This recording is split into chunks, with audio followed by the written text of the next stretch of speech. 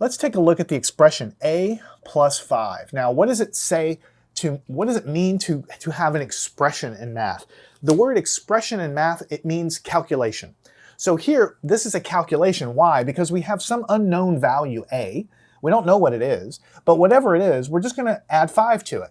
Now a, at this point, I haven't told you what a is. So a can take on any value. We don't know what it is, right? But in real life, down the road, what we're going to be using variables really for is to figure out the answer to problems. So let's say we're shooting a ship to Pluto, right? To a body deep in the solar system, right? And we might write an equation to calculate how long it takes to get there, right? So we might use a variable t for time.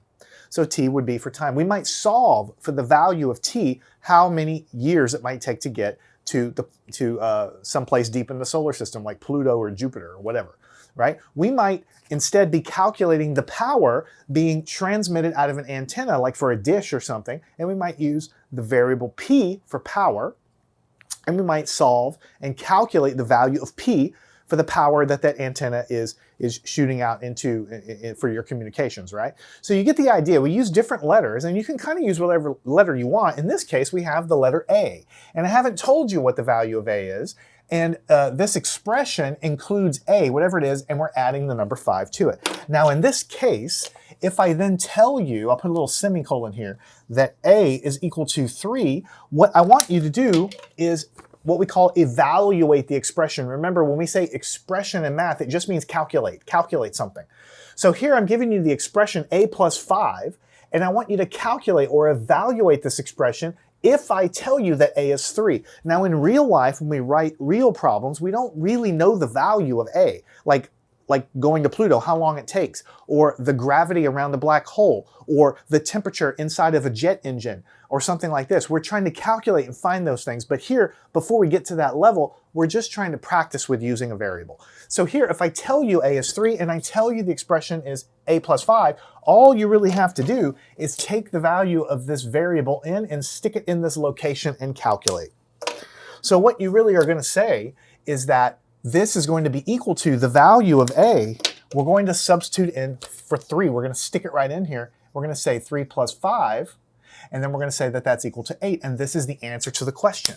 Because this is not a fully baked problem like we're going to get to down the road. I'm not asking you to calculate, I don't know, the gravity around another planet or something like that. I'm not asking you to do a full-blown problem. I'm just telling you that whatever a is, we're going to add 5 to it. And now that I tell you the value of a, you can then calculate by putting it in there and substituting in, and then you tell me what the answer to this expression is if a is in fact equal to 3. So in this lesson, we're going to get practice with that, and the expressions are going to get a little more complicated with each step, but they're never going to be very, very hard. So let's say you have the expression 4 times x. So as we've said in the past, when you have a number next to a variable, even though there's no multiplication symbol between it, you assume that they're multiplied together. A number times a letter means a number written next to a letter means they are multiplied together, even though there's no dot or multiplication symbol there. So let's say that the expression is 4x, 4 times x, and I'm going to give to you that x is equal to -2. So what you have to do is then take this value of x, and I'm telling you x is equal to, and stick it into this location here. So because they're multiplied together, you could write it like this, 4 multiplied by -2, but you see how this looks kind of weird. They are multiplied because you're putting a dot here. First of all, you have to put something. If you put -2 there, even though they're written next to each other, it looks like 4 minus 2. That's not right. You could put a dot there showing they're multiplied, but that doesn't look so clear. It's probably easier to just wrap one of these in parentheses. So I like to go ahead and put parentheses around when there's a negative symbol there, because then it tells me that the -2 is multiplied by 4. Now we've already learned how to multiply and divide and add, subtract integers, and we've already learned order of operations. You should already know that stuff. If you don't know it, then go back to those lessons and refresh your memory. Here we have +4 times -2. So because the signs are different, the answer is negative, and then 4 times 2 is 8. And so the answer to this expression 4x, when x is -2, the answer is equal to -8. All right, moving right along to the next problem. Let's take a look at the expression 5 minus y plus 1. And I'm going to give you that y is equal to 9. That's given to you. And what we want to do is evaluate or calculate this expression here. So it needs to go right into the y position. So you say that that's 5 minus, and then the 9 goes right in there, plus 1. Now you have to use order of operations. There's no multiplication or division, so we don't have to do that. So we do addition and subtraction from left to right. So forget about the 1 for a second. What is 5 minus 9? So we've already done addition and subtraction of negative and positive numbers. Now you see why we have to master that first, because I'm asking you to be able to do this. 5 minus 9, you can think of it as 5 plus a negative 9 if you want to. And what you're going to do is subtract these numbers. 9 minus 5 is going to be 4, and the sign goes with the larger absolute value. This positive 5 is an absolute value of 5. This as a negative 9 is a absolute value is larger, and so you subtract the numbers and the sign goes with the larger absolute value.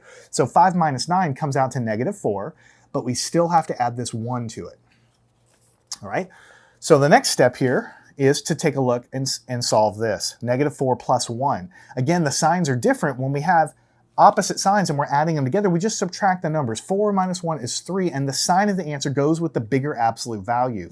Negative 4 has a bigger absolute value, so the sign goes with it, and the answer is negative 3. If you don't like that, you could just flip it around and write the positive 1 here minus 4 and make it 1 minus 4. So 1 minus 4 is the same as negative 3, and it's also the same as negative 4 plus 1. Again, I'm kind of not explaining every single thing about adding and subtracting these integers because we've already covered it in great detail. And it's very important that you master adding and subtracting negative numbers and multiplying and dividing negative numbers. If you haven't, then please go back and practice it, because you have to use that skill. It's like walking before you can do anything else. All right, let's take a look at problem number 4. What about negative 2? And we're going to add to that 20, and then we're going to divide by b. And I'm going to tell you, or give to you, that b is equal to negative 5. So given that b is equal to negative 5. So what you do is you stick negative 5 into this location right here. So we rewrite it, negative 2 plus 20, and then we divide by, and then since there's a negative sign, you could leave it like this. I guess it's kind of readable, but it's just a little easier if you wrap your negative numbers around with parentheses so that you don't get lost and you don't accidentally overlook the negative sign here. All right, so here we have to calculate the answer. We have to use order of operations. Remember, for order of operations, just a quick review. The very first thing you do is you do any parentheses first, right? And then the next thing you look for is any exponents. We don't have any exponents here. We do have parentheses, but the only thing in there is a number, so there's nothing to do. And then at the third priority level, we multiply and divide from left to right, like this. And in the fourth priority level, we add or subtract from left to right. So we do have parentheses, but there's nothing in there. There's no exponents here. So we have to do any multiplications and divisions first. So we do not do this addition. You do not do this addition first. You must do this division first. So what you're going to have is the negative 2 stays the same. We have to take 20 and divide it by negative 5. Remember, positive divided by negative is a negative. And 20 divided by 5 is 4. So write it as 2 plus a negative 4. So the plus sign comes from here, and now we're doing this here. We get a negative answer. So again, you don't have to put the parentheses. You could just write it as 20 plus a negative 4, I guess, but usually wrapping it in parentheses is a little clearer what you have here. And you could say, if you wanted to, this is negative 2 minus 4. Remember, plus a negative is the same as a minus sign. So if you like to read it like this, is fine. If you like to read it like this, is fine. Either way, when you have a negative plus another negative, the answer is negative. 2 plus 4 is 6.